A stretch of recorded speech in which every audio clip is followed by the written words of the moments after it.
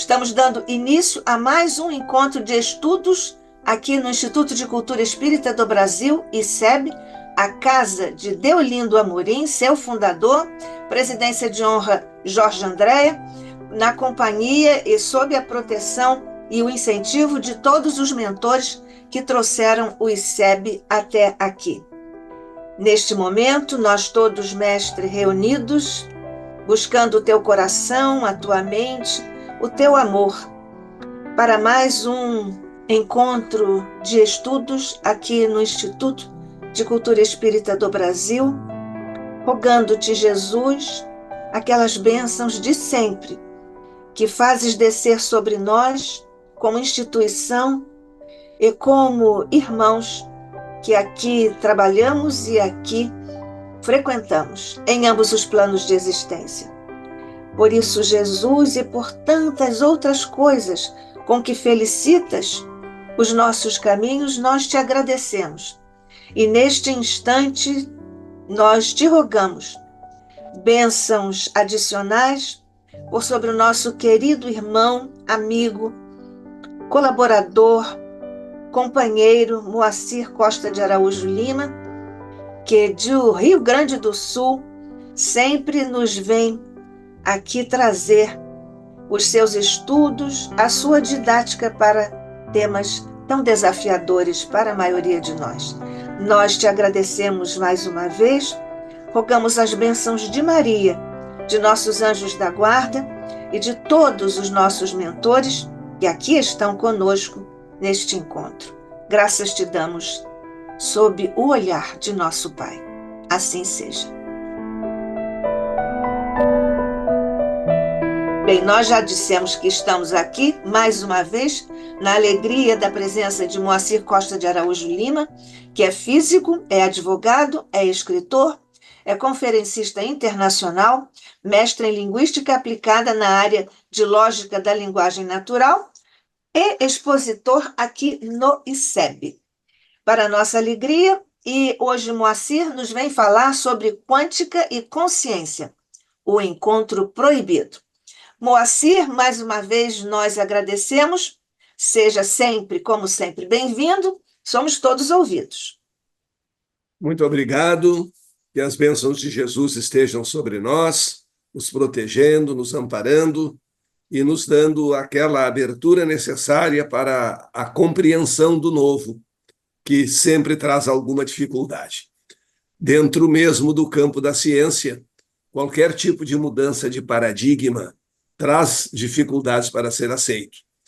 Kardec já advertiu muito bem, no Livro dos Espíritos, que uma das causas, e às vezes não nos damos conta disso, mas que uma das causas de resistência ao conhecimento da espiritualidade nos meios acadêmicos, o que felizmente está se reduzindo cada vez mais, mas uma das causas é exatamente a vaidade, o entender que nós não sabemos tudo, por mais que estudemos, por mais que tenhamos acumulado títulos universitários, nós não sabemos tudo.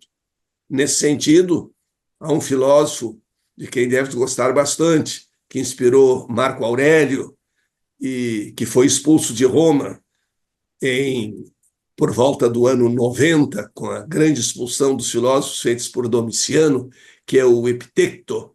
E ele sempre diz: ninguém ensina nada a quem já acha que sabe.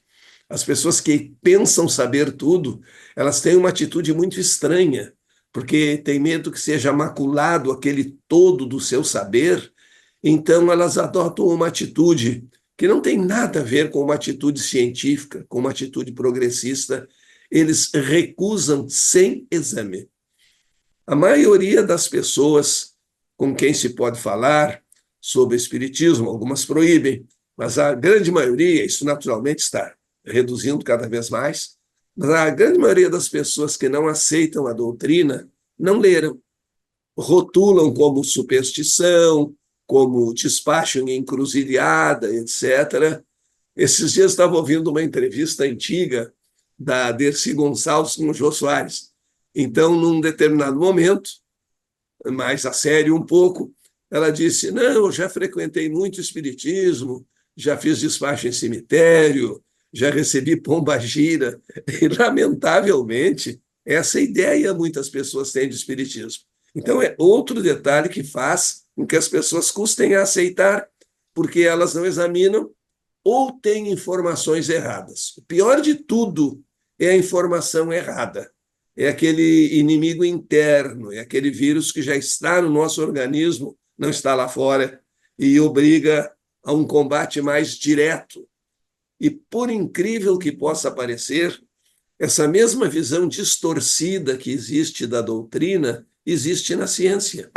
Existe, principalmente nos dias de hoje, na física quântica, que todo mundo se apropriou dessa nova ideia e começam a fazer cursos do tipo encontre seu amor em 7 dias, traga o ser amado de volta. Isso está aí na internet, não é uma criação minha no momento. É só procurar um pouco aí sobre cursos de física quântica. Há os sérios e há os que não podem ser levados a sério. Esses que não podem ser levados a sério são outro prejuízo muito grande para a pesquisa das conexões entre a ciência e a espiritualidade.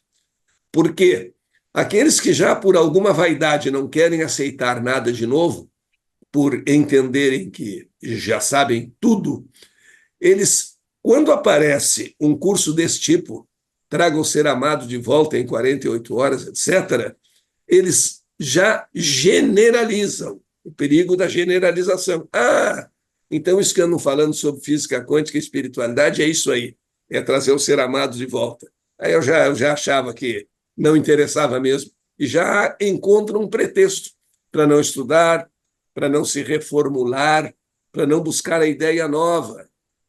De outro lado, existem os novidadeiros, né? É novo, então é bonito, mas não sabem o que é, mas acham bonito. E nós temos, como sempre, que seguir aquele conselho de Aristóteles, né? O justo meio termo, buscar o equilíbrio. E o pensamento verdadeiramente científico, e não exclusivamente científico, o pensamento das pessoas que querem aprender, que querem crescer, consiste exatamente em não aceitar nem negar sem provas. Aliás, isso é a grande conquista da fé raciocinada. Eu não sou obrigado a acreditar em algo porque alguém me diz que esse algo lhe foi revelado. Não. Revelado ou não, qualquer verdade, aparente ou não, eu devo examinar. E se meu coração e minha mente não estiverem de acordo, eu tenho o direito, esse sagrado direito do livre pensar. O Espiritismo é uma consagração ao direito do livre pensar. É a única doutrina que eu conheço que incentiva a dúvida, ao invés de proibi-la, que nos manda estudar, que diz que nem tudo foi completo, nem tudo está dado, nem tudo está posto, que novas verdades surgirão, dependendo de nós nos adaptarmos e buscarmos essa verdade com um estudo mais aprofundado. Temos o direito de duvidar, o direito de não aceitar, de deixar aquelas coisas que nos parecem, quem sabe, muito avançadas, numa prateleira para um uso futuro, deixando ali em stand-by, não precisando adotar no mesmo momento. É um equilíbrio pleno. Daí porque Kardec foi considerado o bom senso encarnado. Nós temos essa condição. E a dúvida é muito saudável. As pessoas que não têm dúvida, elas se fanatizam. Elas caem exatamente naquele grupo dos que tudo sabem e, portanto, nada aprendem, porque nada se lhes pode ensinar, uma vez que sabem tudo, uma vez que têm o domínio pleno da verdade. E nós conseguimos, com a doutrina espírita, dar esse passo avante, louvar a inteligência humana, a capacidade de aceitar, de julgar os fatos. Isso vem acontecendo e vem possibilitando o nosso progresso. Então, haveria 2 prejuízos fundamentais para a aceitação, para o entendimento dessas conexões ciência e espiritualidade. Um, daqueles orgulhosos demais, que não aceitam nada que não conhecem, porque já conhecem tudo e, consequentemente, nada aprendem. Eles fazem uma divisão muito interessante. Se esse livro é igual ao que eu sei, eu não preciso dele porque eu já sei. Se esse livro é diferente do que eu sei, é um livro errado, porque eu sei tudo que é certo. E assim é o primeiro momento. O segundo momento é aquele da divulgação negativa, da rotulação equivocada do que seja a doutrina espírita, que não é uma religião convencional, é uma doutrina a ser estudada sem dogmatismos, buscando sempre o apoio e não a contradição com a ciência, tendo até a humildade de dizer, se a ciência provar que o espiritismo está errado num ponto, ele se reformulará sobre aquele ponto. E o mais interessante é que nesse terreno da filosofia da ciência, a ciência antiga, o mecanicismo newtoniano, de um conteúdo científico extraordinário, mas no campo da filosofia da ciência, ensejou exatamente a nossa não participação. A verdade estava posta, nós éramos meros observadores. Nós deveríamos contemplar a natureza, tirar algumas conclusões, mas não havia nenhuma brecha para qualquer tipo de entrada da espiritualidade, principalmente no campo da filosofia da ciência. Hoje é preciso que a gente estabeleça bem essa diferença, porque o conhecimento científico não é exatamente a filosofia da ciência. A filosofia da ciência vai pensar esse conhecimento, vai ver qual a origem desse conhecimento, vai procurar causas, o que os acomodados, hoje é um número quase que predominante entre os pesquisadores, os acomodados não querem saber por que as coisas acontecem. Se dividiu o conhecimento científico em como, o famoso como newtoniano. Newton não podia, na época, afirmar que existia uma força de atração, a força da gravidade, por exemplo, entre o Sol e a Terra, entre a Terra e os objetos que estão perto dela.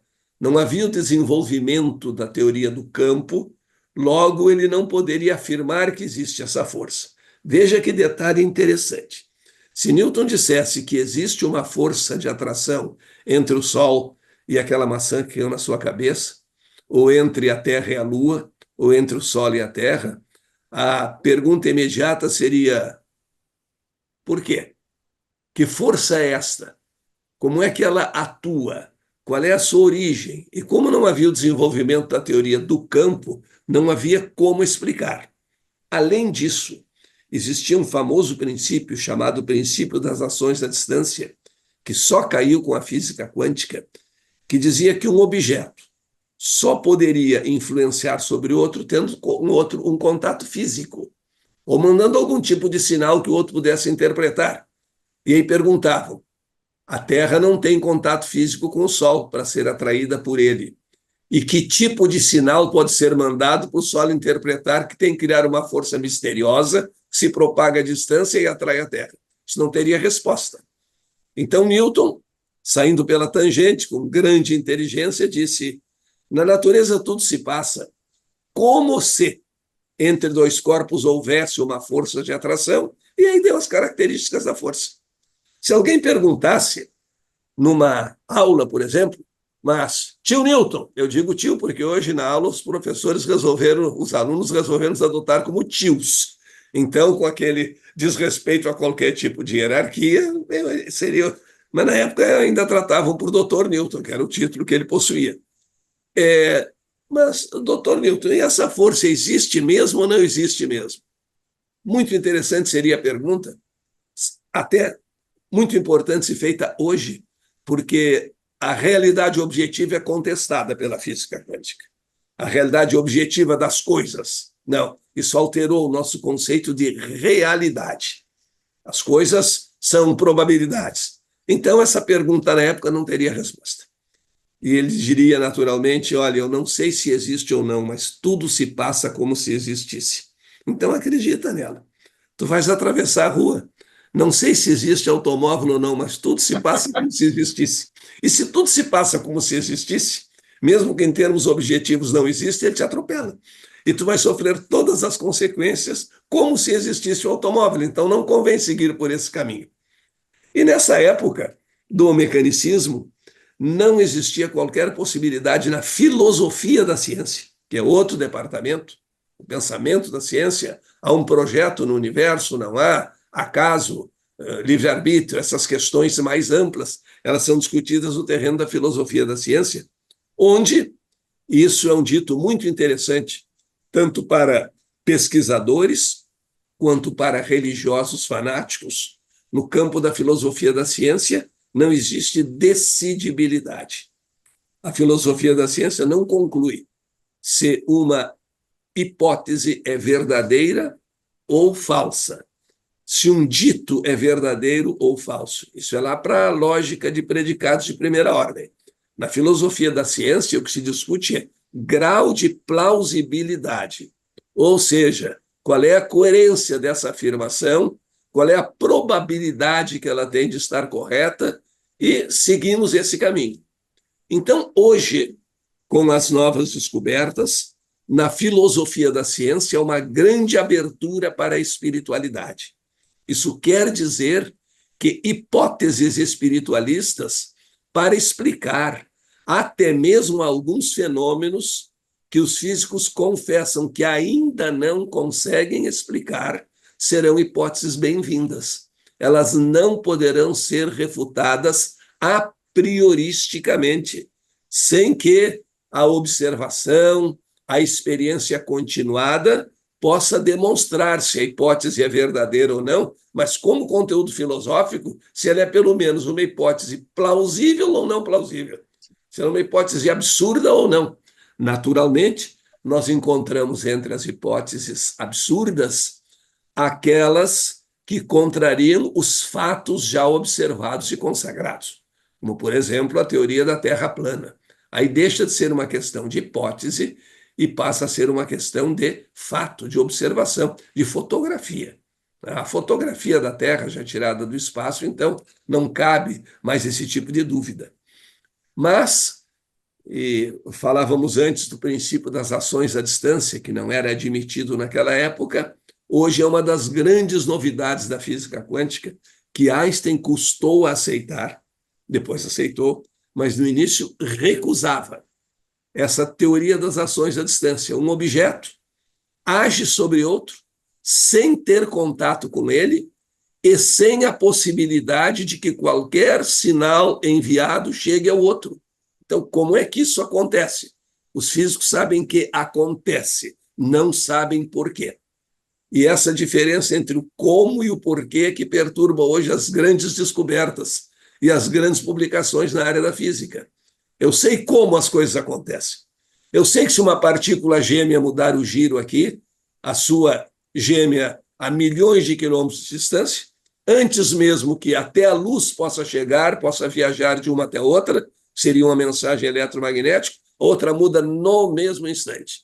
Isso é verdade, sim, isso acontece, chama-se, inclusive, princípio das ações à distância, que antes era condenado, porque antes era tudo muito materializado. Não, para influir tem que tocar, ou tem que mandar um aviso, um grito que o outro escute, senão não adianta nada. E hoje se pensa de modo diferente. As coisas foram, pouco a pouco, se desmaterializando. Agora, por que acontece isso?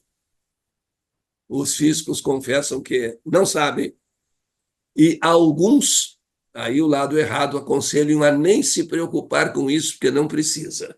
Se nós sabemos como as coisas acontecem, não é preciso saber por que elas acontecem. É um golpe na lei de causalidade, né? Eu conheço o efeito, eu sei como o efeito ocorre, mas eu quero me recusar a estudar a causa. E nesse campo, então, da filosofia da ciência, há uma grande abertura para a espiritualidade. E surgiu, então, isso que nós chamamos o encontro proibido, o grande encontro do laboratório com a alma, da física com a consciência. Por quê? Foram verificados vários fenômenos novos na física quântica e esses fenômenos não tinham explicação. E se buscava, então, para esses fenômenos, pelo menos uma causa. Se não conseguirmos dizer o porquê a causa acontece, vamos tentar, pelo menos, encontrar uma causa. E aí, através de várias experiências, eles concluíram algumas coisas interessantes. Que as partículas se manifestam de acordo com a consciência do observador. Então, há um detalhe muito interessante nesse sentido, que como as partículas assumem determinado comportamento, num certo instante, é preciso que haja um histórico desse comportamento. Porque nada aparece aqui nesta sala sem ter feito um caminho para chegar aqui. Então começa a se escrever também o passado e a ter dúvidas a respeito de algo que nós considerávamos absoluto. O passado é imutável. Talvez o passado também não seja imutável. Há uma experiência com partículas muito interessante. A gente coloca uma cânula e essa cânula tem duas saídas e vai desembocar dentro de duas caixas. Como aquela brincadeira que o pessoal faz na rua de colocar uma moeda dentro de uma caixinha e misturar as caixinhas para ver se a pessoa adivinha onde está a moeda. Então, naturalmente, a primeira parte do comportamento é igual a tudo que conhecemos. Foi colocado um átomo dentro de uma de duas caixas. O caninho que trazia o átomo tem duas saídas e pode o átomo ter escolhido o caminho da caixa A ou o caminho da caixa B. Até aí, tudo de acordo com o nosso conhecimento. Aí a experiência. O observador vai levantar uma das caixas. O átomo pode estar dentro daquela caixa ou não estar. Se estiver, encontrou. Se não estiver dentro daquela caixa, certamente estará dentro da outra. Ele levanta a caixinha e o átomo está ali. Tudo igual ao que nós conhecemos com as grandes partículas. Mas aí aconteceu uma coisa diferente. E se o observador resolver levantar as duas caixinhas ao mesmo tempo, dar uma espiadinha nas duas caixinhas ao mesmo tempo, aí ele se comporta como onda de probabilidade. Ele não está em nenhuma das duas e está nas duas ao mesmo tempo. Então, uma coisa está em dois lugares ao mesmo tempo. Prêmio Nobel de Física há alguns anos, a descoberta desse fenômeno. Mas para estar e não estar nas duas ao mesmo tempo, ele tem que ter um comportamento diferente no trajeto. Se ele estivesse em A, ele teria feito um trajeto, para estar em B, ele fez outro trajeto. E a maneira de observar muda também o histórico, faz com que ele tenha escolhido um tipo de trajeto ou outro trajeto. Já vou dar um outro exemplo de mudança de histórico. Então, parece que ele tem uma consciência a respeito disso. E daí, se forem conjuntos atômicos, esse átomo vai agir como onda e vai fazer uma interferência numa tela, lá adiante. Essa interferência vai depender, inclusive, da distância entre as duas caixas. Então, de certa maneira, nós temos que admitir que o átomo sabe como deve se comportar em função da observação simultânea ou não, e mais, ele sabe qual é a distância entre as duas caixas para fazer o tipo de interferência com depressões e picos de acordo com a distância entre as duas caixas. Ora, já ouvimos falar em consciência das partículas, não é? Que a consciência se desenvolve do átomo ao arcanjo. Então, essas hipóteses começam a ser hipóteses atrativas para coisas que o mecanicismo tradicional não sabia explicar. Existe outro detalhe que é muito interessante, uma experiência de mensagem que parece ser retardada no tempo, feito por uma equipe francesa comandada por Alain Aspect, que ele fez o seguinte: a luz percorre um determinado caminho. Então, vamos dar um exemplo de como se isso que acontece com os átomos pudesse acontecer com grandes partículas. Então, nós temos, por exemplo, um projetor de luz. Entre o projetor de luz e uma tela, nós colocamos um anteparo que tem uma passagem circular. Então, naturalmente, a luz vai passar por esse círculo e vai desenhar no quadro uma mancha circular. Vai desenhar a figura de um círculo. Tudo bem. E se eu trocar esse anteparo, que tem um orifício circular, por um outro que tem uma passagem quadrada? A luz vai desenhar um quadrado na tela, maior do que aquele por onde ela passou. Agora vem a experiência mais interessante, o que acontece com os átomos. Lá nós vamos falar em grau de polarização. Então, acontece da seguinte maneira. Há uma tela com um orifício redondo. A luz passou pelo redondo.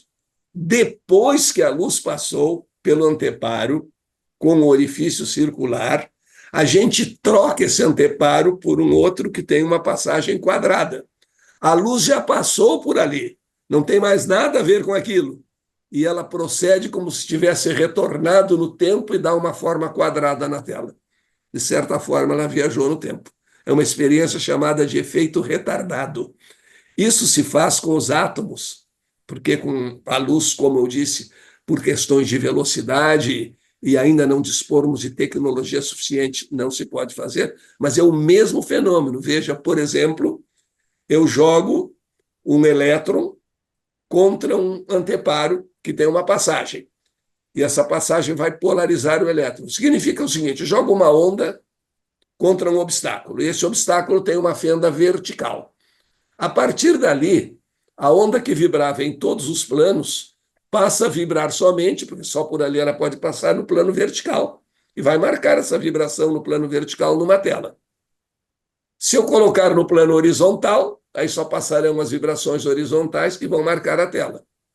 Se depois que a onda passou pela fenda vertical e já está a caminho da tela, só que isso é com velocidades fantásticas, mas se depois que a onda passou pela fenda vertical e já está a caminho da tela, eu troco a passagem por uma passagem horizontal, ela se comporta como se tivesse podido voltar no tempo e passado pela horizontal, sem que nada se faça com ela. Ela vai marcar uma passagem, ela vai marcar horizontalmente aquela tela que está colocada lá adiante. Isso muda severamente o nosso conceito de tempo como coisa imutável. Até que ponto, até onde vai mudar, são coisas novas. Não sabemos exatamente ainda. Mas é como se alguém estivesse dirigindo de carro para uma festa e disse: a festa é traje esporte. E vai o cidadão faceiro com seu traje esporte se dirigindo para a tela.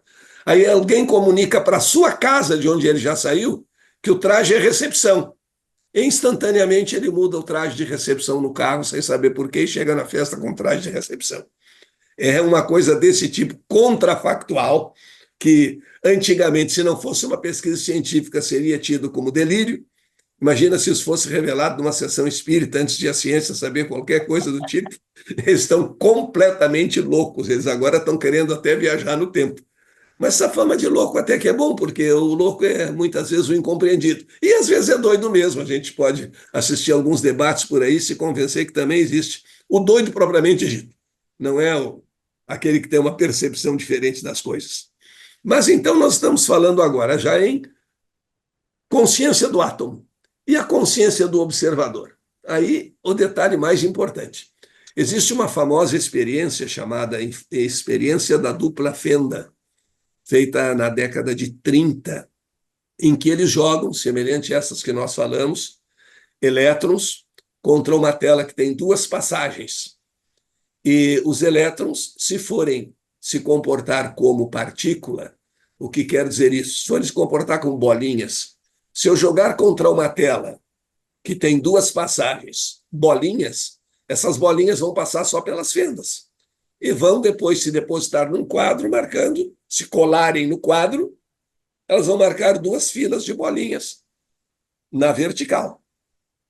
Mas, se o elétron se comportar como onda, na mesma experiência, ele vai passar pelas duas ao mesmo tempo, ele vai fazer uma interferência na tela, um mecanismo, uma figura de interferência, em vez de uma figura de duas filas de bolinhas coladas. O que decide qual é o comportamento que ele vai adotar? Essa pergunta só foi feita no fim do século passado. Eles tiveram muito medo de dar a resposta, mas no fim tiveram que dar. A consciência do observador.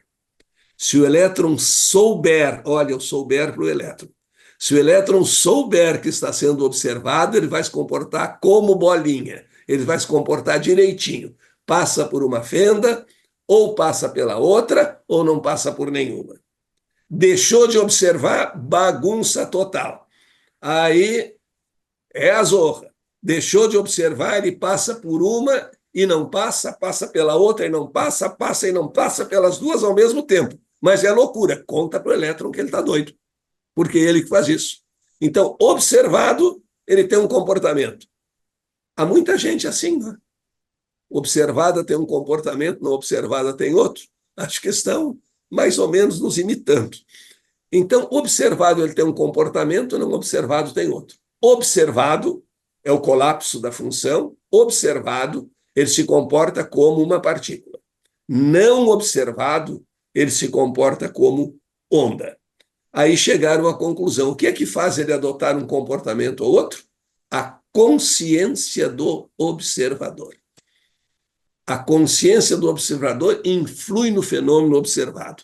Há um detalhe até mais simples, que é muito utilizado no estudo da física subatômica, que nos mostra o seguinte: a expectativa do fato cria o fato. Se eu espero que a partícula se comporte como onda, ela se comporta como onda. Se eu espero que ela se comporte como corpúsculo, ela se comporta como corpúsculo. Então, mais uma vez, a influência do observador determinando o comportamento, influenciando no comportamento das partículas que ele está observando. E aí gera o chamado grande problema do paradoxo da medição quântica. Antes e depois de medir, as coisas são diferentes. Antes e depois de serem observadas, as coisas são diferentes. E uma ideia interessante para nós, na nossa convivência: depois que duas partículas se tocam, elas nunca mais são as mesmas. Elas entram no emaranhamento quântico, e o que acontece com uma, acontece com a outra. Que bom se fosse assim, detalhadamente conosco. Depois que dois corações se encontram, eles não são mais os mesmos. Não é o meu coração e o coração do outro, é o nosso coração.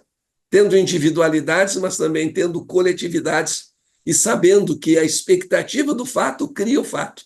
Isso é muito importante para trazermos para a nossa vida de relação, para o nosso dia a dia.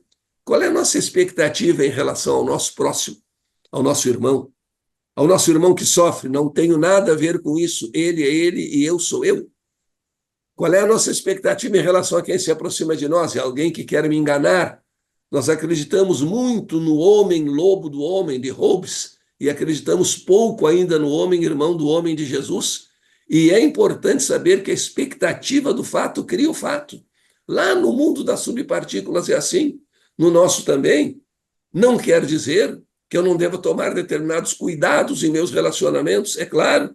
Infelizmente, o bem não está presente em todos os lugares. A luz é obstaculizada em muitos lugares, mas eu preciso ter uma expectativa positiva em relação à humanidade e ao seu crescimento. O Rio Grande do Sul sofreu agora uma terrível calamidade e nós estamos vendo um exemplo de união, de perseverança e de mudança de projeto. Não basta ficar se queixando. É preciso que, dentro do possível, nós tomemos as providências para alterar o panorama social, o panorama emocional, tudo aquilo que nós podemos fazer. Lembrando os estoicos, mais uma vez, há coisas que não podemos mudar, essas não podem nos preocupar. E há coisas que podemos mudar, e a essas devemos dedicar a nossa atenção. Exatamente isso que está acontecendo. E com toda essa descoberta de que a consciência do observador influi no fenômeno observado, vejamos duas coisas interessantes. Os físicos são unânimes, isso é ponto pacífico, em reconhecer que a consciência do observador influi nos fenômenos observados. Ponto pacífico. Aí perguntamos, tudo bem, e o que é a consciência? Resposta, não sabemos. Não é do nosso campo de pesquisa, não nos interessa, porque as coisas estão funcionando, então, por que funcionam, o que é a consciência, não precisa saber. Deverão os amigos perguntar a filósofos e teólogos, duas classes que eles sempre trataram com algum desdém, e agora mandam que se pergunte a elas. Então, existe a consciência do observador. O que é a consciência? Não sabemos ainda, porque não existe uma formalização, ou seja, um processo de equações que permita descrever exatamente a consciência. Não pode nem descrever, muito menos saber o que é. Então, esse encontro está trazendo muitas investigações e muitas questões, porque nem todos são conformados. Quando no Grande Congresso de Copenhague se decidiu pela exclusão da busca do porquê, se entendeu que deveríamos nos contentar em saber como as coisas acontecem e não por quê. Houve o famoso EPR, o Manifesto de Einstein, Podolsky e Rosen, que diziam que não, que o conhecimento completo envolve o como e o porquê. E Einstein sempre brincava. Eu comecei a estudar física para poder me aproximar da mente do velho, para saber como é que essa mente funciona, por que as coisas acontecem. Só como não basta. E o conhecimento integral, rigorosamente, exige como e por quê. Nós contrataríamos para consertar um aparelho de ar-condicionado na nossa casa, por exemplo, um técnico que só soubesse dizer como funciona, por que funciona, ele não sabe. Se ele não sabe por que funciona, ele não sabe que tipo de gás ele tem que colocar ali, o que está estragado, o que tem que ser consertado. E a física está ainda nesse impasse, em que pese o grande avanço tecnológico que nós estamos vivendo. Mas é preciso um pouquinho mais de curiosidade filosófica. É preciso pensar mais. Einstein tinha uns detalhes interessantes. Ele, quando criança, ele custou muito a falar e se preocupava a sua família com a fala, a família deles, e até levaram para consultar tudo, mas viram que o menino era normal, mas tinha alguma dificuldade de fala. Depois, ele recuperou completamente isso, e uma ocasião perguntaram-lhe de onde é que vinha essa capacidade, por que ele conseguia perceber algumas coisas que praticamente ninguém percebia. E ele disse, olha, isso deve ser devido à grande dificuldade que eu tinha para falar quando era criança. Como eu tinha dificuldade para falar, eu sempre precisava pensar muito antes de falar e me preparar para a fala. Esse pensar muito virou um hábito. Então, eu costumo pensar muito sobre tudo.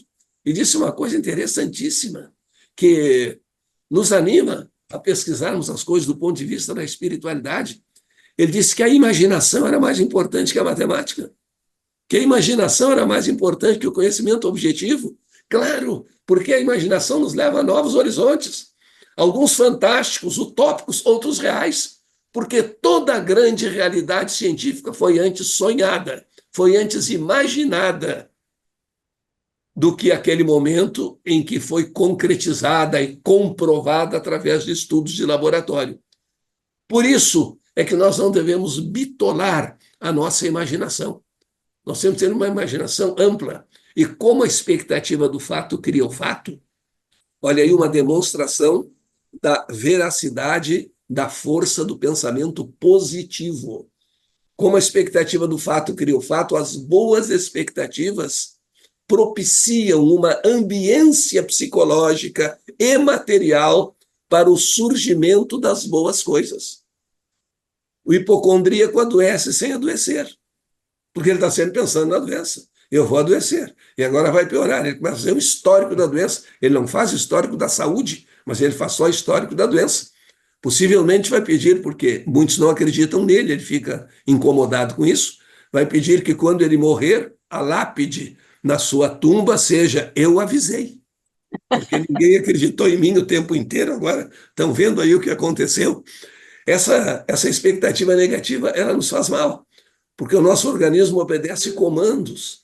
Há uma descoberta recente de uma médica espanhola, agora me fugiu o nome, que ela verificou que entre os nossos sentidos existem pelo menos mais dois. Um desses dois que ela fala é a leitura que o cérebro faz da nossa postura.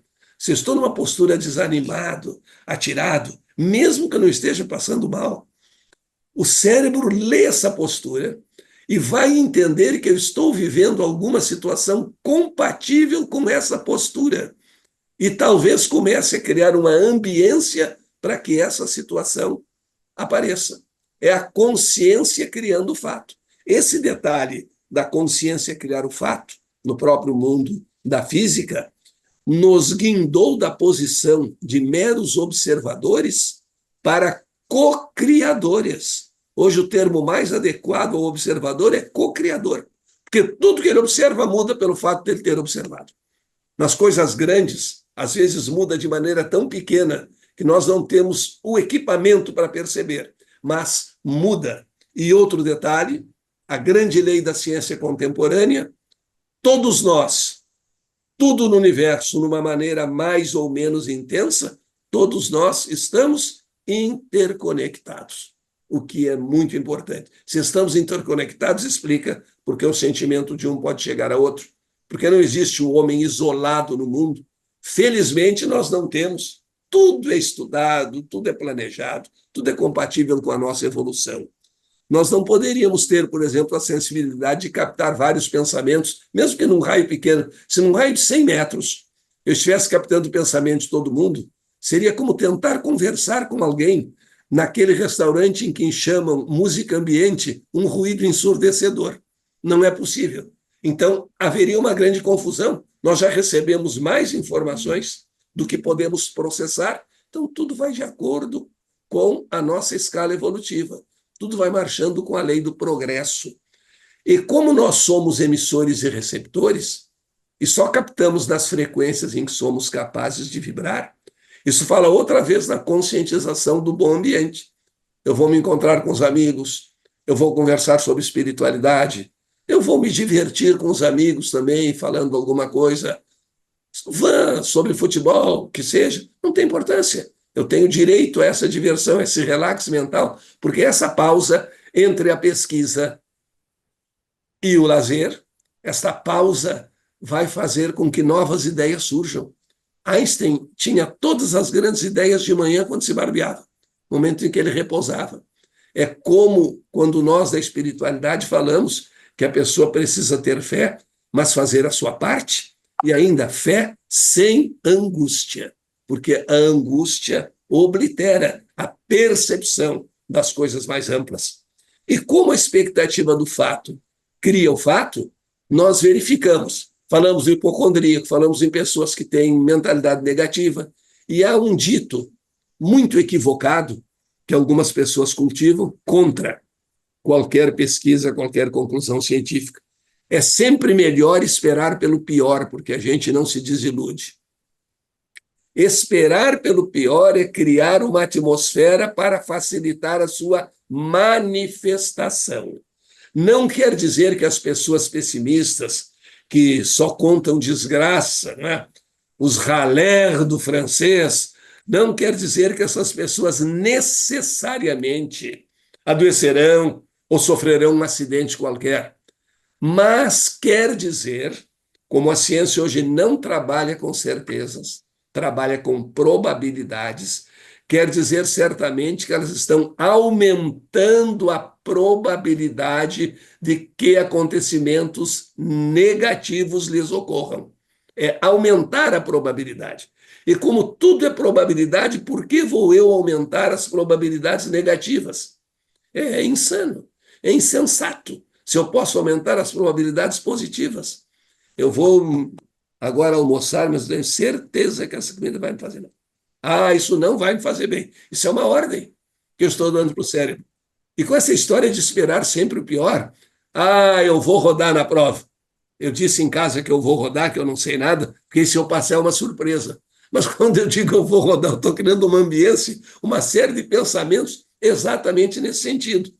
É o castigo merecido daquelas pessoas que cultivam a falsa humildade, que é a vaidade requintada, né?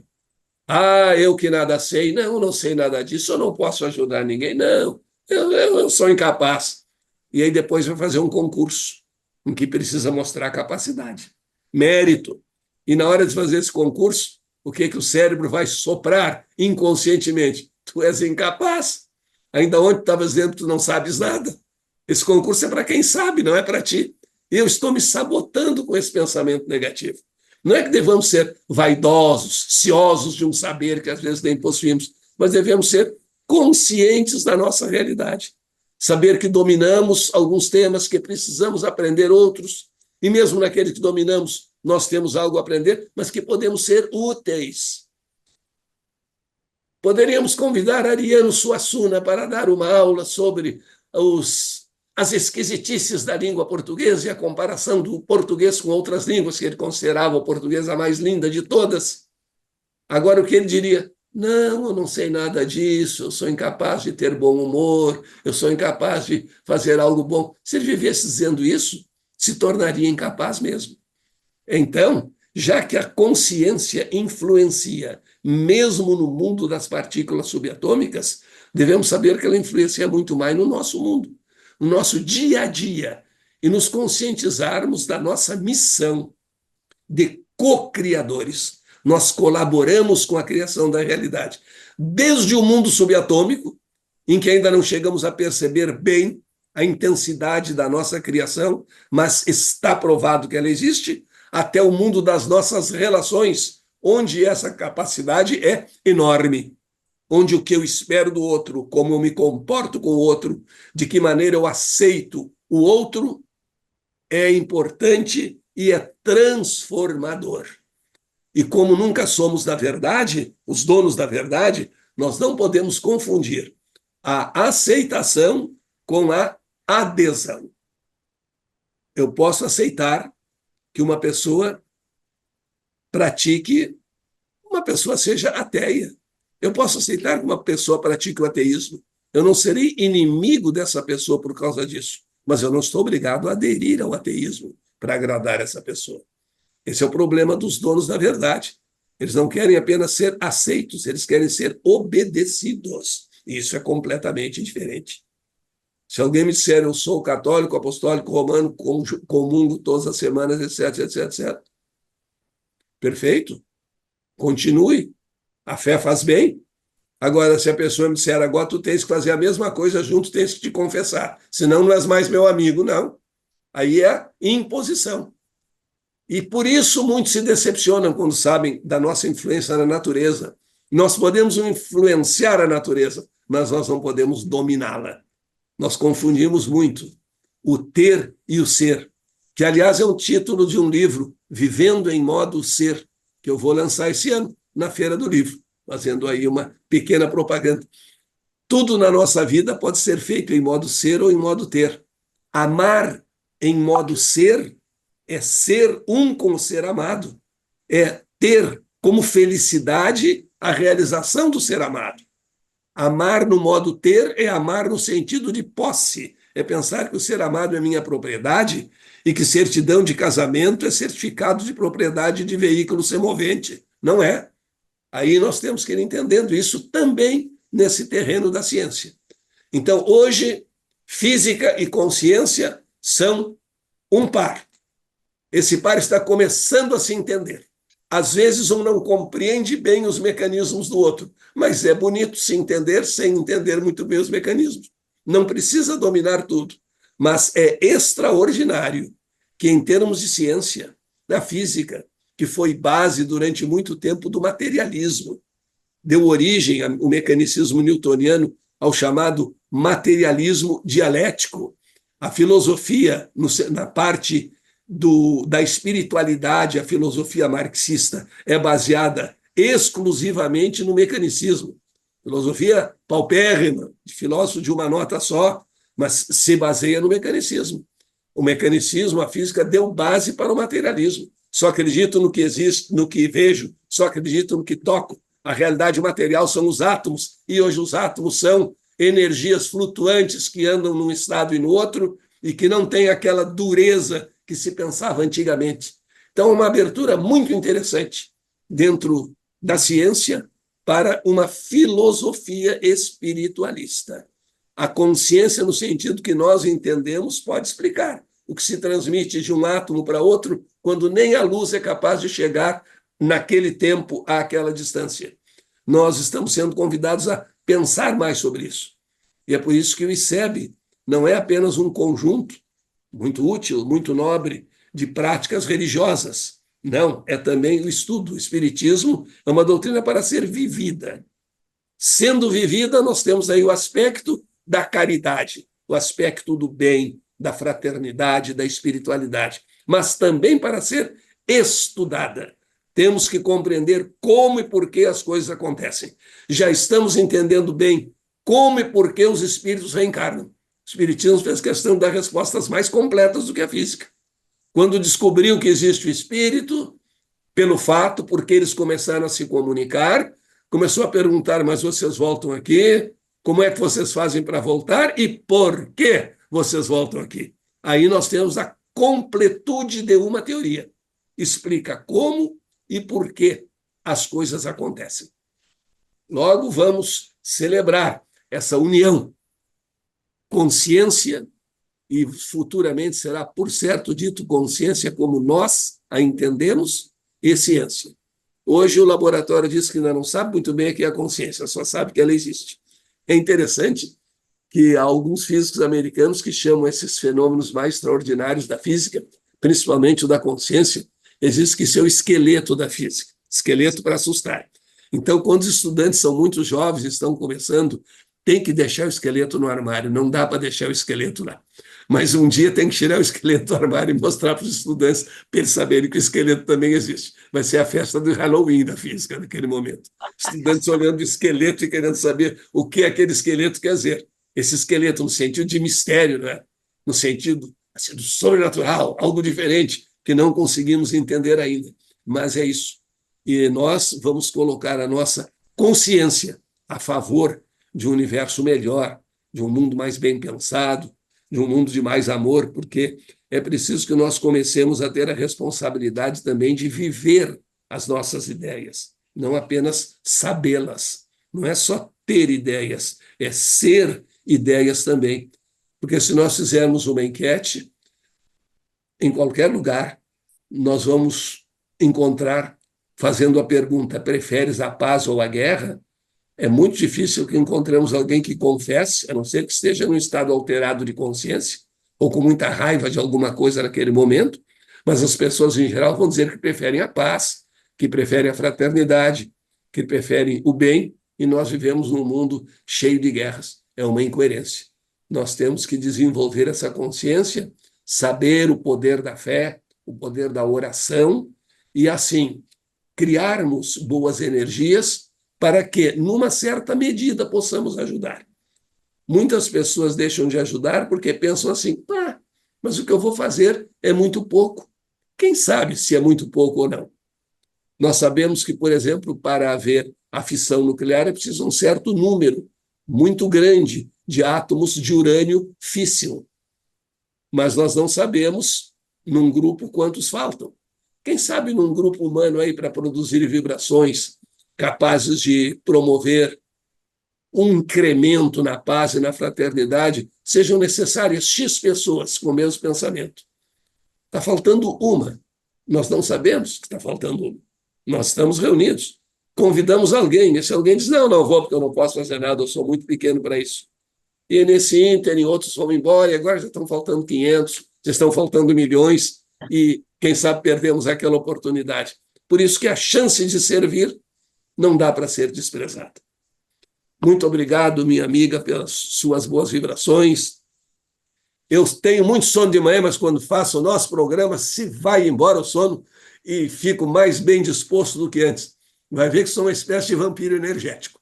Não, mas as pessoas mandam de boa vontade, eu aceito. Vou recebendo as boas energias de todos nós. E então, até o nosso próximo encontro, mas antes disso, vamos ver se alguns temos tempo aqui. Temos.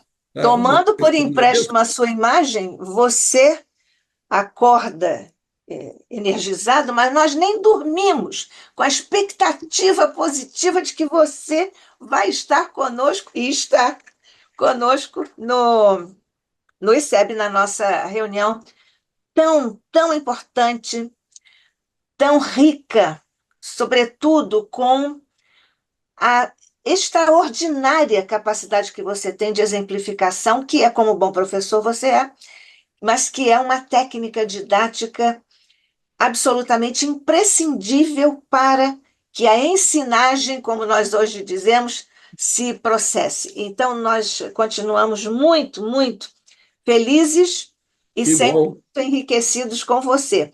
Nós temos aqui nossas participações, depois eu também tenho umas coisinhas para lhe perguntar, mas nós vamos dar, naturalmente, aqui prioridade aos nossos irmãos que estão nos acompanhando, principalmente pelo YouTube, mas nós sabemos que em ambos os planos de existência nós temos irmãos nos acompanhando, e em nome de Jesus, com as vibrações de Maria, nós saudamos todos eles e desejamos que isso também sirva, como a nós encarnados está servindo, como estímulo e como enriquecimento no patrimônio pessoal.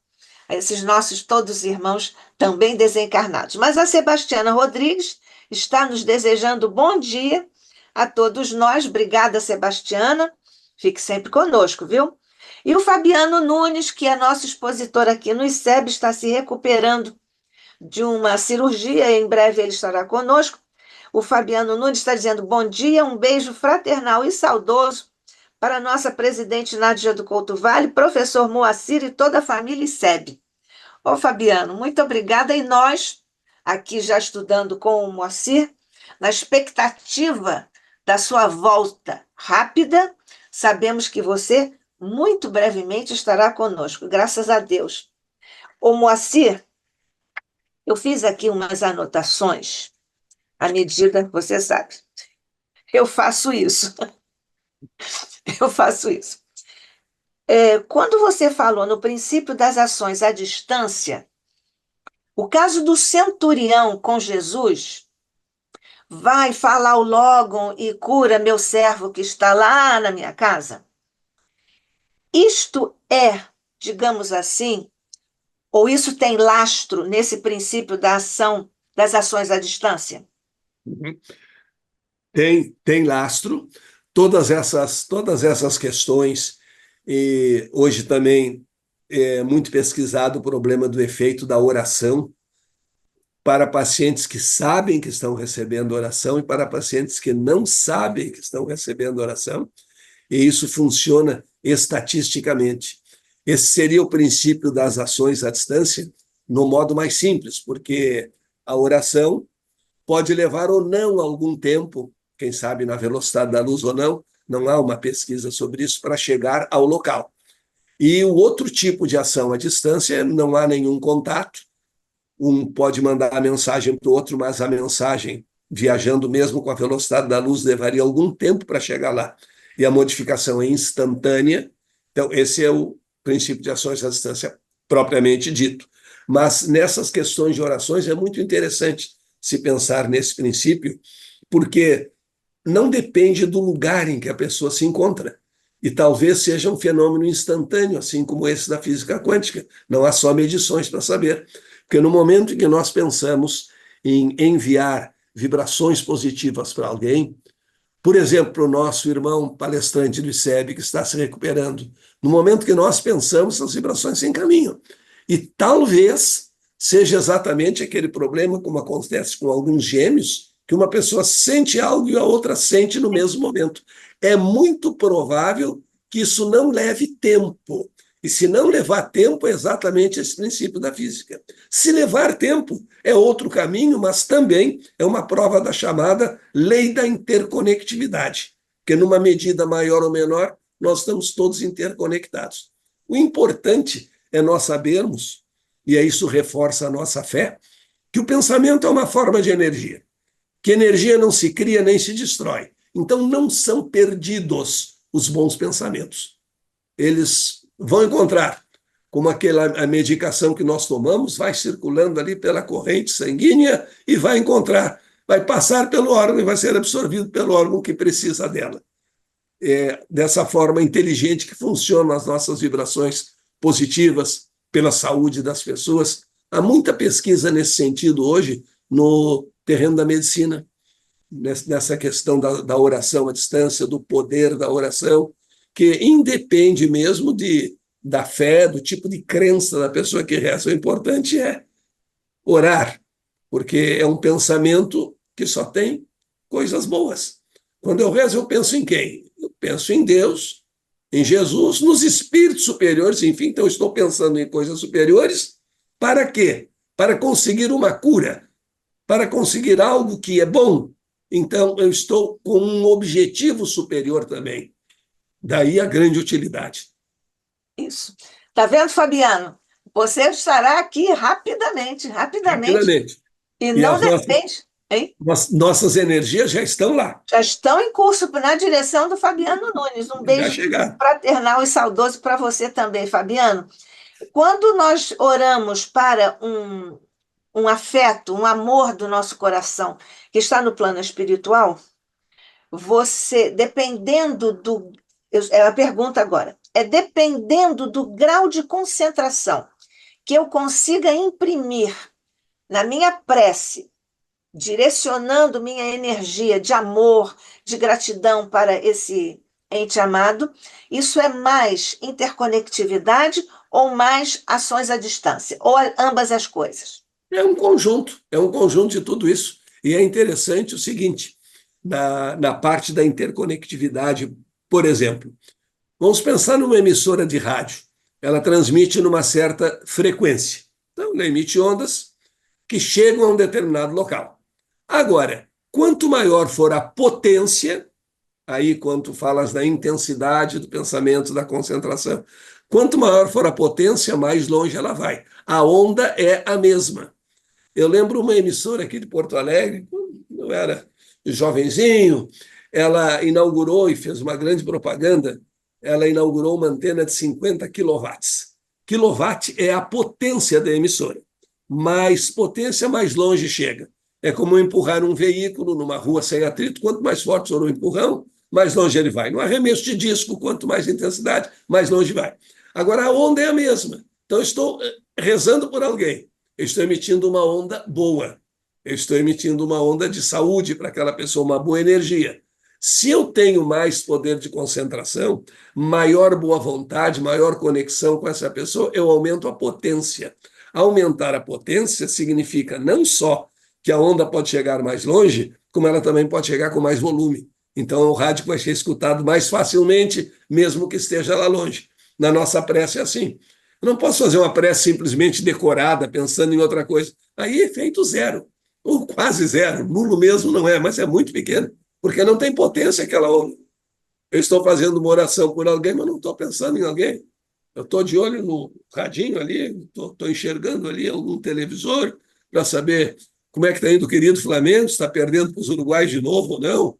Então, eu não estou fixado, não tenho foco. Agora, se eu estou com foco mesmo, essa onda chega, e se ela chega com mais intensidade, porque a frequência seria a intenção, é quantas vezes vibra por segundo, é a qualidade da onda. Agora, a intensidade é que dá a força, é que dá o volume, por exemplo, da onda. Então, eu posso vibrar numa determinada onda com pequena amplitude ou com grande amplitude. E, neste caso, é o caso em que nós oramos concentrados, focados, esquecidos de outros problemas menores, deixamos para depois. Senão não adianta, como às vezes nos colégios obrigam, nos colégios religiosos antigos, obrigam a rezar um terço inteiro, o cara está rezando aquele terço, não está nem pensando ali, está desconfortável em pé, é cedo, o aluno chegou de casa, não está pensando no que está dizendo. Se eu não penso, não há conexão, porque o pensamento é que é exatamente a fonte da energia. Tinha um colega que rezava o terço ali para ser mais ligeiro, dizia passa tu que outra já passou, passa tu que outra já passou. Não tinha nenhum significado. Por falar nisso, você falou sobre a dúvida, né? O Espiritismo é de certeza, né? Busca certeza, busca informação através da dúvida. Só lembrando que a dúvida é um método na filosofia e o Descartes está com essa bola toda. Falar está com Perfeitamente. bola toda, você agora, não sei se maldosamente lembrou uma derrota do futebol brasileiro para o Uruguai, que aconteceu ontem no Rio de Janeiro. É, Por favor. e na verdade, isso é uma coisa que eu acho que é bem séria, a gente até pode comentar. Aquela história do amor à camiseta e tal está sumindo.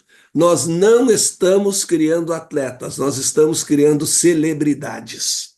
Eles vão para a Copa do Mundo, cada um com seu cabeleireiro e tal, e às vezes esquecem um psicólogo para arrumar aquelas cabeças.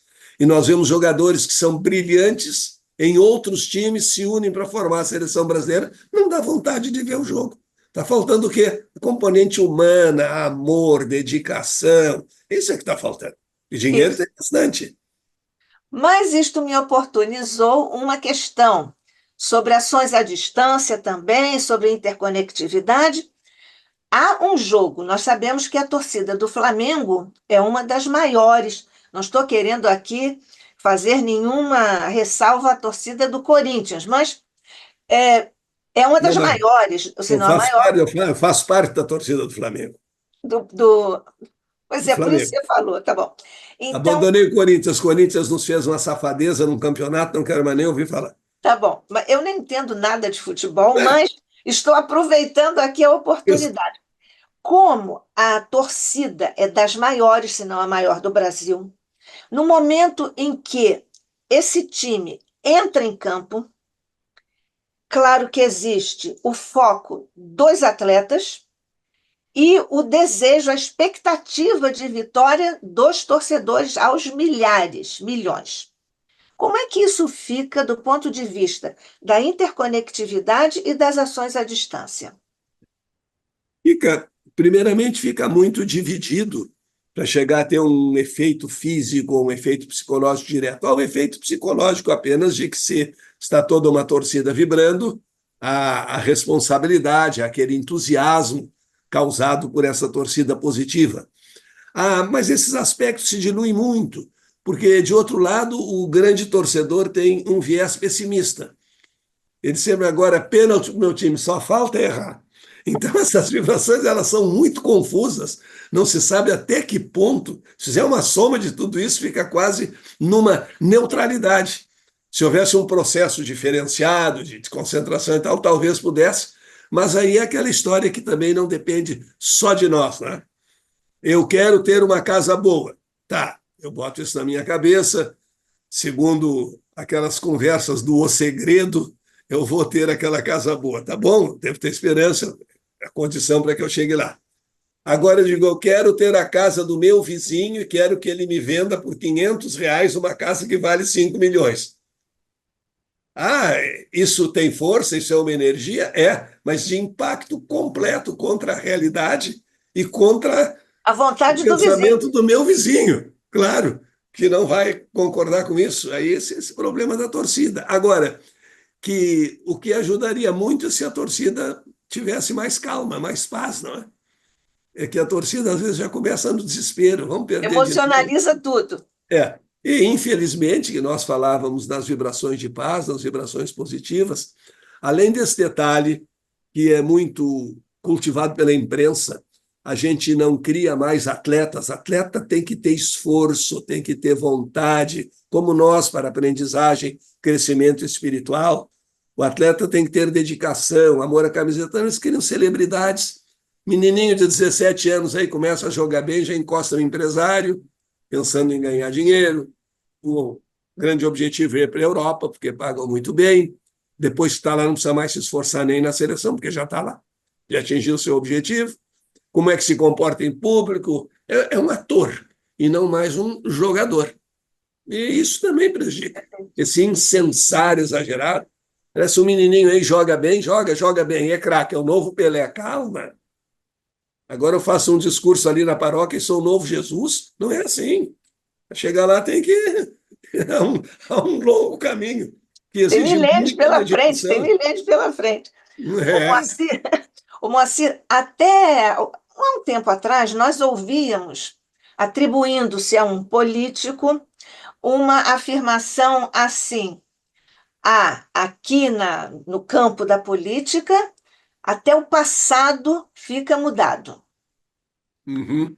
Isso é de um político, corria assim, né? Sim. Quando você disse assim, talvez o passado não seja imutável. Como assim? É. Em relação a nós, seres humanos, não. Em relação a partículas, sim. Porque Ah, tá. como é que eu vou explicar, não é, que a luz passou por um orifício circular, depois que ela passou, foi mudado esse orifício e ela ou voltou ou tomou consciência. Problema da consciência, né? E assim, a partir dessa informação, se modificou. No terreno da política, infelizmente, não há uma confraternização, não há muito uma apresentação de ideias, há aquele viés destrutivo que predomina. Mas quando tu tinha 7 anos, roubaste a merenda de um coleguinha na escola, logo não és uma pessoa confiável. E quando não é verdade, se inventa. Agora, mudança do passado, aí quando convém, então, uma coisa extraordinária. Porque convém aos inimigos, não sabem se comportar como simples adversários, destruir. E convém aos amigos inventar. Em uma ocasião, foi um detalhe muito interessante. Eu estava escutando uma entrevista na televisão de um governador do Amazonas, e havia havido lá uma inundação, um desmoronamento, um problema com casas. E ele estava lá verificando o local, e aí uma senhora chegou e disse: mas o que é que eu vou fazer? Eu não tenho para onde ir, eu não posso sair daqui. Se a senhora quer morrer, morra, minha senhora. E saiu. Em seguida veio o repórter de televisão. Fulano, o senhor acabou de dizer isso, uma senhora e tal. Meu amigo, o senhor é um formador de opinião, um repórter, uma pessoa responsável. Como vai me atribuir uma coisa que eu jamais teria dito na minha vida? Desse jeito, o passado muda. E como não havia na época aquele sistema de gravação imediata, quem foi que disse isso aqui então foi o fantasma, passou em branco. Mas aí uma desfaçatez absoluta, né? Exatamente. O Moacir, você também falou sobre contrafactualidade em determinados casos, porque você disse que com essas questões da física, da quântica, muda o nosso conceito de tempo inevitável. Você disse isso. Uhum. É o que acontece com a visão dos espíritos comunicantes à mesa mediúnica com o próprio passado? Pode acontecer perfeitamente. Pode acontecer porque, se nós falamos em outra dimensão, o último artigo do cientista o inglês, o Spielberg, o último artigo, não, Stephen Hawking. Eu Hawkins, confundo com Steve Spielberg, um faz filme e sim. outro não. Então, o último artigo dele falava em universos paralelos, e ele falava que nesses universos que pode haver algum universo paralelo em que as leis físicas sejam as nossas, mas também pode haver ou podem haver muitos em que as leis físicas sejam completamente diferentes, e principalmente esse problema do tempo. O tempo tem dois aspectos. Num plano espiritual, não será necessariamente o mesmo nosso. Deve ser o mesmo nosso para as regiões mais próximas aqui ao orbe terrestre.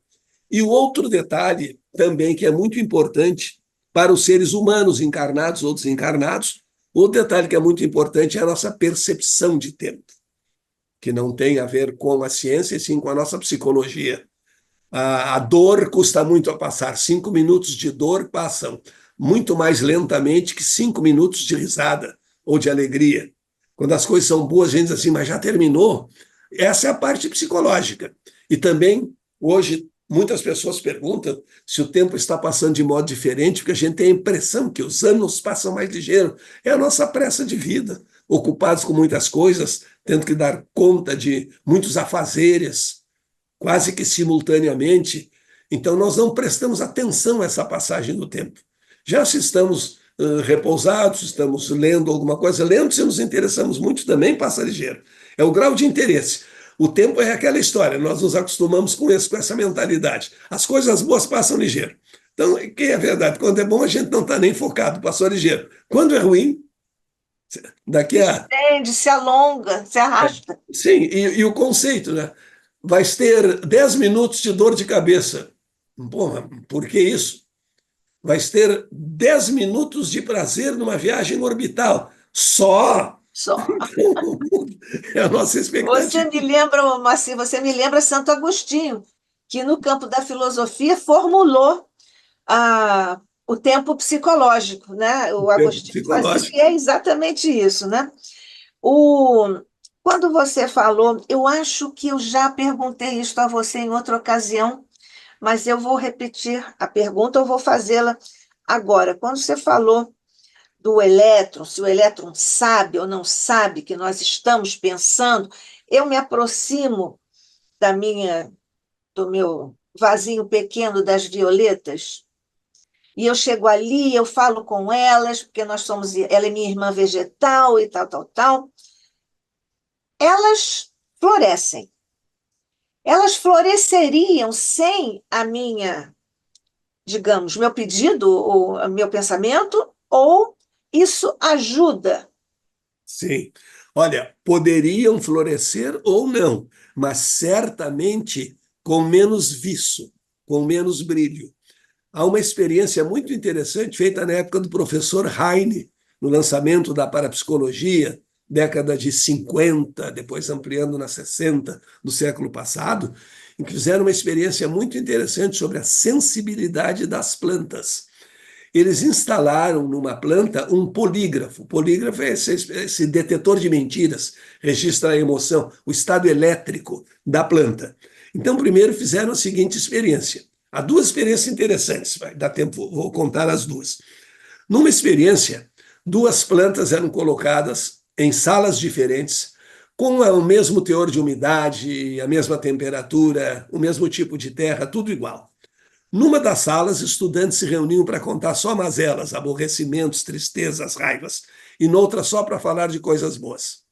Estatisticamente se verificou que a planta que tinha um ambiente, vamos dizer, psicologicamente bom, a noosfera do Teilhard de Chardin, positiva, era mais viçosa, florescia melhor, crescia melhor do que a outra. Mas ainda mais interessante sobre a sensibilidade das plantas, que sentem a nossa falta, devemos falar com elas, sobre a sensibilidade das plantas, fizeram outra experiência aí usando o polígrafo para verificar o estado elétrico da planta. Então, havia momentos em que um estudante regava a planta e havia outro estudante que queimava com cigarro uma folha da planta. Os registros eram completamente diferentes, como se a planta sentisse dor. Mas o que deixou os cientistas perplexos foi o seguinte: depois de um certo tempo, mantido o equipamento ligado à planta, quando aquele que regava a planta, ajeitava a terra, entrava na sala, ela tinha a mesma reação que quando estava sendo cuidada. E quando entrava o inimigo, aquele que queimava a planta, ela reagia da mesma maneira que reagia quando estava sendo queimada. Então há uma percepção, aí há um grau de consciência e uma percepção e uma sensibilidade às coisas boas, às vibrações de vida. Manda a lembrança lá para as plantinhas. Manda para as minhas também, pois é. Olha só. Então, aquela célebre experiência do macaquinho, do cãozinho, salivando quando recebia o alimento, Perfeito. etc. e tal, Uhum. é uma coisa para as plantas. Exato, seria uma experiência de Pavlov É o aplicada. condicionamento clássico do Pavlov, né? Exatamente. Exatamente. Olha que coisa linda, né? Agora também Tudo que é vivo tem essa sensibilidade, né? me ocorreu também, quando você citou o professor Heine, a experiência do japonês, do Masaru, Sim, com as águas, né? a água e as E, frases escritas nos é, vidros. a modelagem da pesquisa me parece bem assemelhada, É, verdade, não é? Olha que verdade. coisa linda, que coisa É, linda. Nós podemos, as coisas boas não se perdem, não é? não se perdem, exatamente. Quando você falou em Emara, eu sei que você tem aula hoje. Ah, que Tem. pena, que pena. CCG. Mas continue a nossa só um pouquinho. Claro, claro. Quando você falou no emaranhado, ou emaranhamento quântico, Uhum. você pode dar um exemplo disso na nossa vida pessoal e no caso da doutrina espírita, Certo. como teoria e como vivência nossa como espíritas? Fazendo uma analogia entre isso. Átomos, depois que se tocam, eles passam a ter uma espécie de sensibilidade comum. Eles ficam mais interconectados do que o normal da interconectividade. Aumenta o grau de conexão entre eles. Quando nós conhecemos pessoas que têm os nossos mesmos ideais, que vibram, digamos, na mesma frequência nossa, começa a ser fácil sentir o que elas sentem, entrar em contato com elas, porque nós estamos vibrando numa frequência que é comum, então nós percebemos essa frequência. E as pessoas se reúnem nas reuniões, isso é muito comum, às vezes a gente está numa reunião e pensa, interessante, estou pensando no fulano, acho que está com algum problema, quem sabe ele vai faltar hoje, alguma coisa assim, porque nós intensificamos essa conexão. E como é que nós intensificamos essa conexão? Porque nós estamos vibrando em frequências comuns, e se vibramos em frequências comuns, estamos com os mesmos ideais, estamos pensando nas mesmas coisas, fica fácil a captação, porque nós já estamos mais ou menos sintonizados nisso aí. O difícil é nós sintonizarmos com uma pessoa que não tem nenhuma vibração comum com a nossa, que não tem tem uma conexão muito fraca, se é que se pode chamar conexão, mas essa do emaranhamento cresce. Nós, quando nos reunimos para um trabalho, ou, por exemplo, vamos montar aqui um grupo de pesquisa de tal assunto, já vem as pessoas que estão interessadas. Então, isso vai aumentando a interconectividade e também, naturalmente, conforme nós sabemos, vai atrair vibrações do plano espiritual na mesma frequência. E irão se aproximar de nós aquelas entidades que estão engajadas naquele mesmo objetivo, naquele mesmo tipo de estudo, e assim E do ponto sucessivamente. de vista linguístico, a palavra emaranhado, emaranhamento, etc., nos dá uma acepção de que há uma espécie de confusão, o Exato. emaranhado assim. Mas Emaranhado, não né? é exatamente esse sentido. O emaranhado é uma espécie de interconexão, é isso? Interconexão, exatamente. Há uma interconexão. Não é que elas, por exemplo, fiquem impossibilitadas de se mover, dê um nó aqui, Isso. que seria o Porque o emaranhamento. emaranhado traz Exato, exatamente. essa Eles ideia, chamaram a assim. É palavra. porque o termo é criado em inglês, depois vem as traduções e nem sempre Está mal tem traduzido, você exatamente o mesmo concorda? sentido. Sim, Está sim, mal traduzido, você concorda? acredito que sim. Isso. Porque Vamos aqui para. para nós, agora nós vamos fazer um grupo, vamos ficar todos emaranhados. Não quero. É ótimo. Só para terminar, quando você falou assim, a nossa missão é de co-criadores. Nós temos que estar conscientes da nossa realidade. Aí você disse: ah, eu não sei nada disso, eu não posso contribuir, não posso somar nada de bom a esse grupo, a essa ideia, etc. e tal. Em psicologia, nós sabemos que há já é uma teoria, profecia autorrealizadora. Há uma conexão entre essas duas coisas, né? Uma da física e a outra da psicologia. Sim, sim. É autorrealizador. E, às vezes, é interessante a gente observar também que as pessoas não colaboram até não só por acomodação, mas também até por vaidade. Já que eu não consigo receber mensagens como o Chico, isso aqui que eu estou recebendo é uma bobagem. Mas cada um de nós pode melhorar, mas deve procurar melhorar em relação a si mesmo e não em relação ao outro. É. Eu sou muito ruim em desenho. Podia fazer um curso de desenho? Podia. Mas ia desenhar como um grande designer? Como Da Vinci? Não vai. Da 20, não. Da Não. 20 encarnações aí, eu não chego lá ainda. Milênios, milênios, É, milênios, né? Pois é, então nós estamos. Que pena, né? Mas é bom que nós temos mais temos do mais. Moacir aqui conosco. Mas então, só para finalizarmos, o tema é Quântica e Consciência, o Encontro Proibido. Isso. Depois da sua exposição tão lúcida, nós podemos dizer que esse encontro proibido agora, daqui a pouco, já passou a ser agora um encontro de abraços? Um encontro de abraço, é um encontro desejado. Desejado, tá É. certo. E falando em desejo, nós desejamos para você, meu amigo, meu querido amigo, irmão, companheiro, tudo de bom para você nos seus estudos, na sua vida familiar, que é uma linda família, na sua vida profissional, que também é linda, e nas suas exposições sempre tão felizes, tão profundas, tão reais, tão lúcidas e tão leves, a despeito de temas, muitas vezes, espinhosos até para a compreensão geral. Que Deus ilumine você, o seu coração e a sua inteligência com a graça de nosso Pai Celestial. Nós aqui sempre na expectativa de você voltar e você voltará. Temos mais E 2 encontros com o Moacir aqui. Deus te abençoe, meu irmão. mais dois Nós esse queremos. ano, mais dois Hein? esse ano e outros tantos em outros. Exatamente. Então, Exatamente. nós temos aqui, nós não temos mais observações nem perguntas, mas queremos agradecer a todos que em ambos os planos de existência estiveram e ainda estão conosco. Podemos, então, encerrar, Moacir? Você quer dizer mais alguma coisa?